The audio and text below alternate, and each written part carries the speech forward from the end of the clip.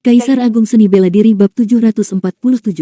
Mengenai hal ini, Putra Dewa Perang tentu sangat memahami. Orang itu tampaknya memiliki tubuh abadi legendaris. Bahkan ketika tubuhnya dibelah menjadi dua oleh pedang kekacauan, ia tetap tidak mati.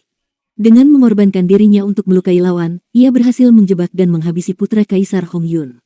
Namun, Putra Dewa Perang tidak akan pernah melupakan bahwa orang itu pernah menggunakan kekuatan khusus untuk mengalahkan putra Kaisar Hong Yun yang memegang pedang kekacauan. Pedang kekacauan adalah harta karun tertinggi. Untuk dapat melawannya, pasti diperlukan harta setingkat yang sama. Oleh karena itu, saat itu Putra Dewa Perang mencurigai bahwa Luo Xiu memiliki batu keabadian, karena hanya dengan batu keabadian, dapat dijelaskan mengapa Luo Xiu mampu menghadapi pedang kekacauan. Putra Dewa Perang meletakkan telapak tangannya di dantiannya, lalu sebuah senjata ditarik keluar dari dalam dantiannya. Itu adalah sebuah pedang kuno berwarna perunggu, dengan permukaan yang mulai berkarat, tampak kuno dan penuh aura waktu. Pedang pembunuh dewa. Di luar bidang waktu, seseorang melihat pedang kuno di tangan Putra Dewa Perang dan tidak bisa menahan diri untuk berteriak kaget. Apa itu pedang pembunuh dewa? Banyak orang menunjukkan ekspresi bingung, jelas tidak semua orang mengenali asal-usul senjata itu. Ini adalah senjata mematikan yang terkenal dari Sekte Zantian. Kabarnya, pedang ini ditempa dari bahan yang sangat langka dan berfungsi untuk memenggal divinitas seorang kultivator, sehingga dinamai pedang pembunuh dewa.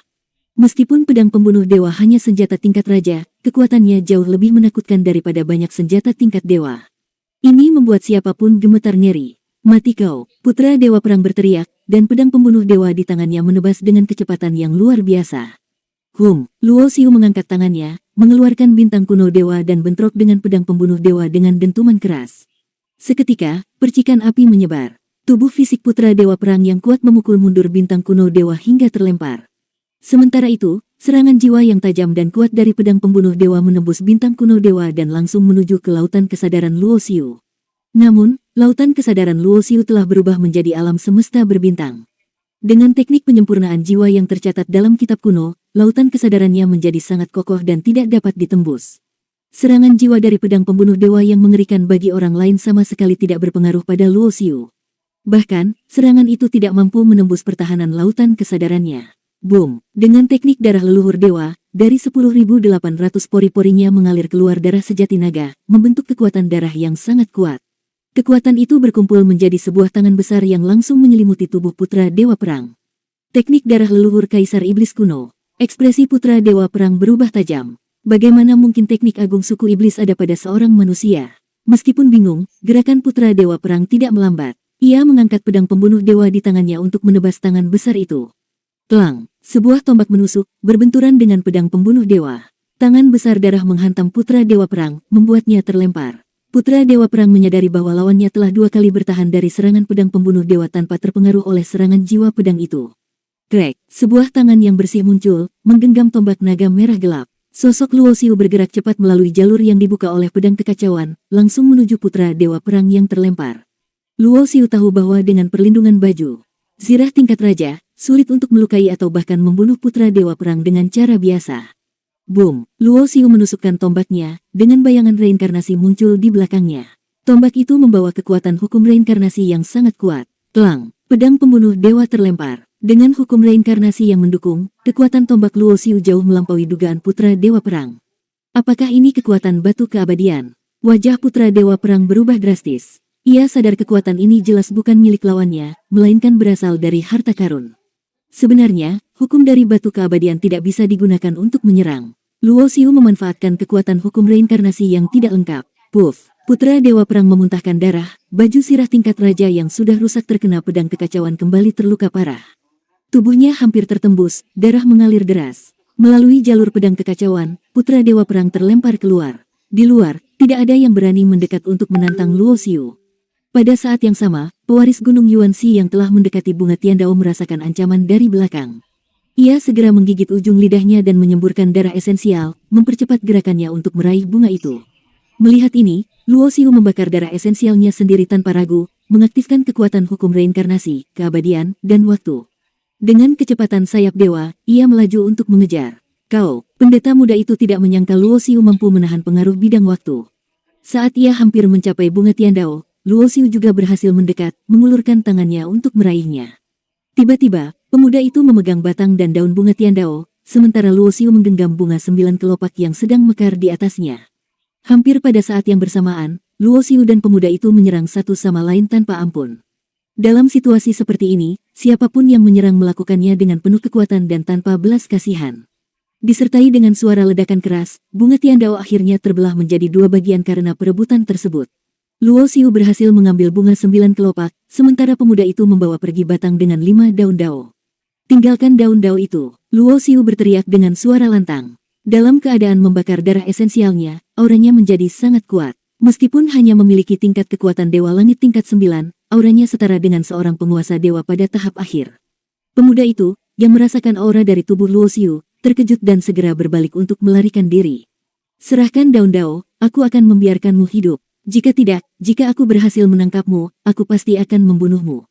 Luo Xiu berteriak dengan penuh amarah. Sayap tanpa noda di punggungnya bergetar hebat, membuat tubuhnya melesat cepat seperti kilat. Jarak di antara mereka segera menyempit. Tombak naga merah gelap dilepaskan, memancarkan aura hukum kematian dan ruang, menciptakan serangan tombak yang sangat kuat. Pemuda yang melarikan diri di depan berubah ekspresi dan mengeluarkan harta sihir untuk bertahan. Boom! Cahaya tombak menghantam harta sihir itu, melepaskan gelombang energi yang dahsyat. Pemuda itu memanfaatkan dorongan dari ledakan energi tersebut untuk mempercepat pelariannya. Berhenti. Pemuda itu membuka mulutnya dan seolah-olah suaranya menjadi hukum waktu menyebar ke sekitarnya. Ini adalah kekuatan besar, penghentian waktu, tetapi Luo Xiu tidak terpengaruh sedikit pun. Dengan kecepatan seperti kilat yang dimungkinkan oleh sayap tanpa noda, yang lebih cepat daripada teleportasi biasa, ia terus mengejar pemuda itu. Pemuda itu adalah pewaris Gunung Yuanxi, dan tingkat penguasaan hukum waktunya sudah mencapai tingkat kelima. Bakatnya sangat luar biasa, salah satu yang paling menonjol yang pernah dilihat Luo Xiu sepanjang hidupnya. Bahkan Kaisar Dewa yang menguasai hukum tingkat ke-6 atau ke-7 akan terpengaruh sejenak oleh penghentian waktu ini. Siapa sebenarnya orang ini? Pemuda itu terkejut. Meski ia telah menyaksikan banyak hal, ia tetap tidak dapat memahami bagaimana pemburu berbaju hitam ini mampu melarikan diri dari penghentian waktu. Penjelasan satu-satunya adalah Luo Xiu mungkin juga menguasai hukum waktu. Keduanya terus mengejar dan melarikan diri dengan kecepatan tinggi. Sayap Dewa Luo Xiu menggabungkan hukum kecepatan dan ruang, tetapi sayangnya hanya merupakan harta tingkat Raja Dewa.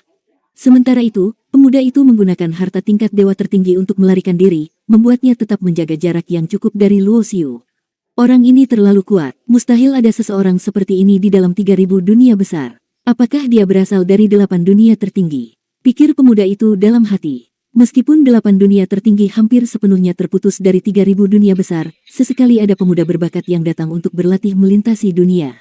Saat alam suci abadi terbuka, 8 dunia tertinggi tidak pernah terlibat. Namun, dalam setiap hukum, selalu ada pengecualian. Boom! Tiba-tiba, bintang tempat alam suci abadi berada mulai berguncang hebat. Segera, Luo Xiu merasakan kekuatan pendorong dari langit yang ingin mengusirnya dari wilayah tersebut. Sial! Ekspresi Luo Xiu berubah.